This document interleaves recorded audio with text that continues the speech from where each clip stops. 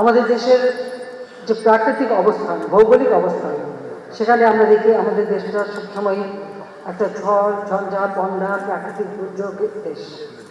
এই দেশের মানুষকে রক্ষা করা এটাই আমাদের কর্তব্য। কাজে আমরা জলবায়ু পরিবর্তনের যে বিরূপ প্রভাব তার থেকে দেশকে আমরা মুক্ত করতে চাই, আর সেদিকে লক্ষ্য রেখে আমরা বিভিন্ন পদক্ষেপ নিই। যে পদক্ষেপগুলি জাতিপিতা বঙ্গবন্ধু শেখ মুজিব নিয়েছিলেন, তিনি 1972 সালে এই পরিবেশ সংরক্ষণের ব্যাপারে বিভিন্ন কর্মসূচি বাস্তবায়ন করেন, কর্ম পরিকল্পনা গ্রহণ করেন।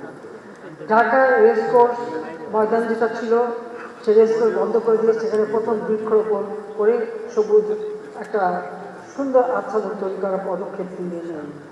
তাছাড়া 72 সালের 16 জুলাই সেখানে তিনি বৃক্ষরোপণ সপ্তাহ উদযাপন করেন, মানুষকে উদ্বুদ্ধ করেন ব্যাপকভাবে বৃক্ষ রোপণ করার জন্য।